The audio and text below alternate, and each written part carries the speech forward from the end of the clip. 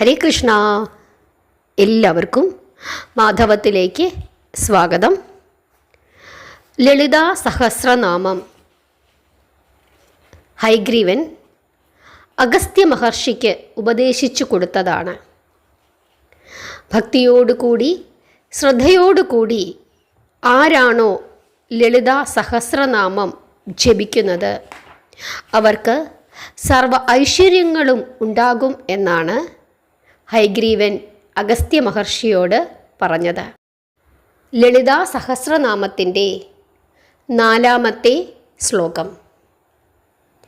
ചമ്പകാശോക പുന്നാക സൗഗന്ധിക ലസത്കച കുരുവിന്ദമണിശ്രേണി കനത് കോടീരമണ്ഡിത.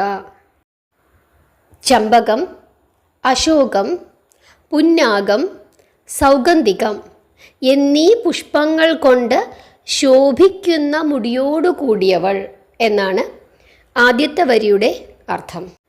2-ാമത്തെ വരി കുരുവിന്ദ മണിശ്രേണി കനത് കോടീര മണ്ഡിത. കുരുവിന്ദ മണികൾ കൊണ്ട് അല്ലെങ്കിൽ പത്മരാഗമണികൾ കൊണ്ട് പ്രകാശിക്കുന്ന കിരീടത്താൽ അലങ്കരിക്കപ്പെട്ടവൾ. ദേവിയുടെ കിരീടത്തെ പറ്റിയാണ് പറഞ്ഞിരിക്കുന്നത്. ആദ്യം പറഞ്ഞത് ഭഗവതിയുടെ തലമുടിയെപ്പറ്റി. ഭഗവതിയുടെ തലമുടിയിൽ ചമ്പകം, അശോകം, പുന്നകം, സൗഗന്ധികം എന്നീ പൂക്കൾ കൊണ്ട് അമ്മയുടെ മുടി അലങ്കരിക്കപ്പെട്ടിരിക്കുന്നു. പിന്നീട് അമ്മയുടെ കിരീടത്തെ പറ്റിയിട്ടാണ് പറഞ്ഞിരിക്കുന്നത്. സാധാരണ നമ്മൾ ഭഗവാന്മാരെ അല്ലെങ്കിൽ ഭഗവതിമാരെയൊക്കെ ധ്യാനിക്കുമ്പം കേശാദിപാദമായും പാദാദികേശമായും വർണ്ണിക്കാറുണ്ട്. എന്താണ് കേശാദിപാദം? തലമുടി തുടങ്ങി പാദം വരെ. പാദാദികേശം പാദം മുതൽ തലമുടി വരെ. ഈ 2 രീതിയിലും ഭഗവതിയെ നമ്മൾ വർണ്ണിക്കാറുണ്ട്, ഭഗവാനെയും വർണ്ണിക്കാറുണ്ട്. നാരായണീയത്തിൽ ഭഗവാനെ വർണ്ണിച്ചിരിക്കുന്നത് കേശാദിപാദമാണ്. ഇങ്ങനെ പല രീതിയിൽ വർണ്ണിക്കും. ഇവിടെ ഭഗവതിയുടെ തലമുടി ആദ്യം പറഞ്ഞിരിക്കുന്നു അല്ലേ. മുഖമൊക്കെ പറഞ്ഞു, ശരീരം പറഞ്ഞു അല്ലേ, ശരീരത്തിൻ്റെ നിറം, ചുവന്ന നിറം, അതൊക്കെ പറഞ്ഞു. ഭഗവതിയുടെ മുഖം എങ്ങനെയിരിക്കുന്നു, കൈകളിൽ എന്തൊക്കെയുണ്ട്, ഇതൊക്കെ നമ്മൾ പറഞ്ഞു. പിന്നെ നമ്മൾ പറയുന്നത് എന്താണ്? ഭഗവതിയുടെ മുടി. ആ മുടിയിൽ എന്തൊക്കെ പൂക്കൾ കൊണ്ട് അലങ്കരിച്ചിരിക്കുന്നു എന്നാണ് പറഞ്ഞിരിക്കുന്നത്. പിന്നീട് നമ്മൾ ഭഗവതിയുടെ കിരീടത്തെ പറ്റി വർണ്ണിച്ചിരിക്കുന്നു. ഭഗവതിയുടെ കിരീടത്തിൽ കുരുവിന്ദം എന്ന് പറഞ്ഞ ഒരു രത്നമുണ്ടെന്നാണ് പറഞ്ഞിരിക്കുന്നത്. ഈ കുരുവിന്ദം എന്ന് പറയുന്നത് പത്മരാഗം എന്ന് പറഞ്ഞ രത്നമാണ്. ഈ രത്നത്തിൻ്റെ, അതായത് ഈ പത്മരാഗ രത്നത്തിൻ്റെ നിറം എന്ന് പറയുന്നത് ചുവപ്പ് നിറമാണ്. കാമം, രാഗം എന്നിവയെ വർദ്ധിപ്പിക്കുന്നതിനും മംഗല്യം വരുത്തുന്നതിനും വൈകുണ്ഠപതിയായ ശ്രീഹരിയോടുള്ള ഭക്തി വർദ്ധിപ്പിക്കുന്നതിനും ഈ രത്നം വളരെയധികം പ്രയോജനം ചെയ്യും എന്നാണ് ശാസ്ത്രങ്ങൾ പറഞ്ഞിരിക്കുന്നത്. അങ്ങനെയുള്ള രത്നങ്ങളുടെ ശ്രേണികൾ കൊണ്ട് അലങ്കരിച്ചിരിക്കുന്നതാണ് ആരുടെ കിരീടം? അംബികയുടെ കിരീടം. അപ്പം അങ്ങനെയുള്ള രത്നങ്ങൾ ധരിച്ച അംബികയെയാണ് നമ്മൾ എന്തു ചെയ്യുന്നത്? വണങ്ങുന്നത്. ഇതാണ് ഈ ശ്ലോകത്തിൻ്റെ അർത്ഥം. ഇനി അടുത്ത ശ്ലോകം നോക്കാം. അഷ്ടമീ ചന്ദ്ര ബിഭ്രാജ ദലികസ്ഥല ശോഭിത മുഖചന്ദ്ര കലങ്കാഭ മൃഗനാഭി വിശേഷക. ആദ്യത്തെ വരിയുടെ അർത്ഥം നമുക്ക് നോക്കാം. അഷ്ടമിചന്ദ്രനെ പോലെ വിഭ്രാജിക്കുന്ന അളികസ്ഥലം കൊണ്ട് ശോഭിക്കുന്നവൾ. വിഭ്രാജിക്കുന്ന എന്ന വാക്കിൻ്റെ അർത്ഥം എന്താണ്? പ്രകാശിക്കുന്ന. അളികസ്ഥലം നെറ്റിത്തടം. അപ്പോൾ അഷ്ടമിചന്ദ്രൻ ആരാണ്? 8 കലകളോടു കൂടിയ ചന്ദ്രനാണ് അഷ്ടമിചന്ദ്രൻ. ഇവിടെ എന്താണ് ഉദ്ദേശിച്ചിരിക്കുന്നത്? വെളുത്ത പക്ഷത്തിലെ അഷ്ടമി തിഥിയിൽ കാണപ്പെടുന്ന ചന്ദ്രൻ എങ്ങനെയുള്ളതാണ്? ചന്ദ്രക്കലയുടെ ആകൃതിയുള്ള ചന്ദ്രനാണ്.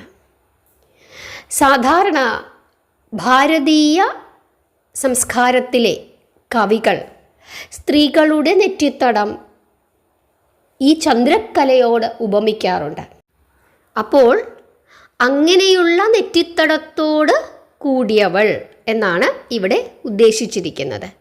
ഇനി അടുത്ത വരി എന്താണ്?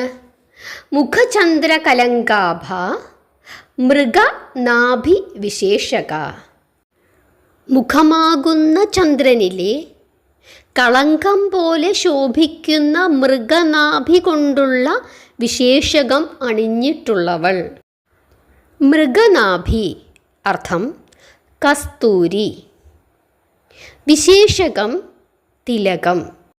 അംബികയുടെ മുഖമാകുന്ന ചന്ദ്രനിലെ കളങ്കം പോലെ, ചന്ദ്രനിലെ കളങ്കം പോലെ ശോഭിക്കുന്ന കസ്തൂരി കൊണ്ടുള്ള തിലകം അണിഞ്ഞിട്ടുള്ളവൾ. നമ്മൾ ചന്ദ്രനെ കാണുമ്പം ചന്ദ്രനിൽ ഇങ്ങനെ ചില കറുത്ത കുത്തുകൾ കാണാറുണ്ട്. ആ കറുത്ത കുത്തുകൾ ചന്ദ്രൻ്റെ ശോഭ കെടുത്തുന്നുണ്ടോ എന്നൊരു ചോദ്യം ഇവിടെ വരുന്നു. പൂർണ്ണ ചന്ദ്രനാണ്, പ്രകാശിക്കുന്നു, ഭയങ്കര ഭംഗിയാണ് അല്ലേ? അത്ര ഭംഗിയുള്ള ആ ചന്ദ്രനെ കളങ്കപ്പെടുത്തുന്നതാണോ ആ കറുത്ത കുത്തുകൾ? അത്രത്തോളം പ്രകാശിക്കുന്ന ആ ചന്ദ്രനിലെ കറുത്ത കുത്തുകൾക്ക് കൂടുതൽ ഭംഗി വരുന്നു എവിടെ ഇരുന്നപ്പോൾ? ആ കറുത്ത കുത്തുകൾ എവിടെ ഇരുന്നപ്പോൾ? ചന്ദ്രനിൽ ഇരുന്നപ്പോൾ ആ കുത്തുകൾക്ക് കൂടുതൽ ഭംഗിയുണ്ടാകുന്നു. അതുപോലെ അതിസുന്ദരിയായ അംബികയുടെ മുഖത്ത് നെറ്റിത്തടത്തിൽ അണിഞ്ഞിട്ടുള്ള ആ കസ്തൂരി എന്ന കളഭം, തിലകം, ആ തിലകത്തിന് ഭഗവതിയുടെ മുഖത്ത് വന്നപ്പോൾ ആ തിലകത്തിന് കൂടുതൽ ഭംഗി വന്നു. ഭഗവതിയുടെ മുഖത്തിൻ്റെ സൗന്ദര്യത്തെ പറ്റിയിട്ടാണ് ഇവിടെ വർണ്ണിച്ചിരിക്കുന്നത്. ആ സൗന്ദര്യത്തിന് അല്പം കുറവ് വരുത്തുന്നതിന് വേണ്ടിയിട്ടാണോ ഇവിടെ ഇങ്ങനെയൊരു തിലകം ചാർത്തിയിരിക്കുന്നത്? പക്ഷേ ആ തിലകം ഭഗവതിയുടെ മുഖത്ത് അണിഞ്ഞപ്പോൾ ആ തിലകത്തിനാണ് കൂടുതൽ ഭംഗി വന്നത്. അത് മറ്റു വല്ലവരുടെയും മുഖത്തിരുന്നാൽ ആ തിലകത്തിന് അത്രയും ഭംഗി ഉണ്ടാവുക ഇല്ല. ഇവിടെ ഭഗവതിയുടെ മുഖസൗന്ദര്യത്തെ പറ്റിയാണ് വർണ്ണിച്ചിരിക്കുന്നത്. ബാക്കി ഭാഗം നമുക്ക് അടുത്ത വെള്ളിയാഴ്ച നോക്കാം. ലളിതാ സഹസ്രനാമത്തിൻ്റെ അർത്ഥം സഹിതം ഉള്ള വീഡിയോ നമുക്ക് ചൊവ്വയും വെള്ളിയും ഇടാം. കാരണം എല്ലാ ദിവസവും ഇടാനായിട്ട് സമയം എനിക്ക് കിട്ടുന്നില്ല. പകല് ജോലിയുണ്ട്, രാത്രി സമയത്തിരുന്നാണ് വീഡിയോ ഇടുന്നത്. ഇപ്പോഴത്തെ ഒരു കാലാവസ്ഥ നിങ്ങൾക്കറിയാമല്ലോ. മിക്കപ്പോഴും കറണ്ട് കാണില്ല, മഴ, ഇങ്ങനെയുള്ള പ്രശ്നങ്ങളൊക്കെ ഉണ്ട്. പലപ്പോഴും അപ്ലോഡ് ചെയ്യുന്ന വീഡിയോ പോലും തെറ്റിപ്പോകുന്നു, പിന്നീട് അത് ഡിലീറ്റ് ചെയ്യേണ്ടി വരുന്നു. അപ്ലോഡ് ചെയ്ത് കഴിയുമ്പം ചിലപ്പോൾ അത് കേൾക്കാൻ നമുക്ക് സമയം കിട്ടിയില്ല, വീണ്ടും ഒന്നും കൂടെ കേൾക്കാനായിട്ട് സമയം പലപ്പോഴും കിട്ടത്തില്ല. അങ്ങനെ തെറ്റി അപ്ലോഡ് ചെയ്യുന്ന അവസ്ഥ വരെ വരുന്നു. അതുകൊണ്ട് ആഴ്ചയിൽ 2 ദിവസമായിട്ട് നമുക്ക് ലളിതാ സഹസ്രനാമത്തിൻ്റെ ഇത്തരത്തിലുള്ള വീഡിയോകൾ ഉൾപ്പെടുത്താം. അത് ചൊവ്വയും വെള്ളിയും ഉൾപ്പെടുത്താം. ദിവസവും ഭാഗവതം കഥകൾ നമുക്ക് പറയാം. മറ്റ് വിശേഷപ്പെട്ട ദിവസങ്ങൾ, ഭഗവത്ഗീത, ഇതൊക്കെ ബാക്കിയുള്ള ദിവസങ്ങളിൽ ഉൾപ്പെടുത്താം. എൻ്റെ വിഷമം നിങ്ങൾ മനസ്സിലാക്കും എന്ന് വിശ്വസിക്കുന്നു. എല്ലാവരും മാധവത്തിൻ്റെ കൂടെ എന്നും ഉണ്ടാകണം. നമുക്ക് നാമം ജപിച്ചും കഥകൾ പറഞ്ഞും ഭഗവാനെ അറിഞ്ഞും സ്നേഹിച്ചുമൊക്കെ ഒന്നിച്ച് മുമ്പോട്ട് പോകാം. അതാണ് ഏറ്റവും വലിയ കാര്യം. നാമജപം അത് നമ്മുടെ ജീവിതത്തിൻ്റെ ശീലമാക്കുക. നാമജപം കൊണ്ട് നേടാത്തതായി ഒന്നുമില്ല. ഏകാദശി വരുന്നു, വളരെ വളരെ വിശേഷപ്പെട്ട ഏകാദശിയാണ്. നിങ്ങൾ ഏകാദശിയുടെ വീഡിയോ കാണണം. ഭഗവത്ഗീതയുടെ ക്ലാസ് അതും നിങ്ങൾ കാണണം. ഇതൊക്കെ പഠിക്കണം. നമ്മൾ ഈ ഭാരതത്തിലല്ലേ ജീവിക്കുന്നത്. അപ്പോൾ ഭാരതീയ സംസ്കാരങ്ങളൊക്കെ കുറച്ചൊക്കെ ഒന്ന് അറിയാനായിട്ട് ശ്രമിക്കണം.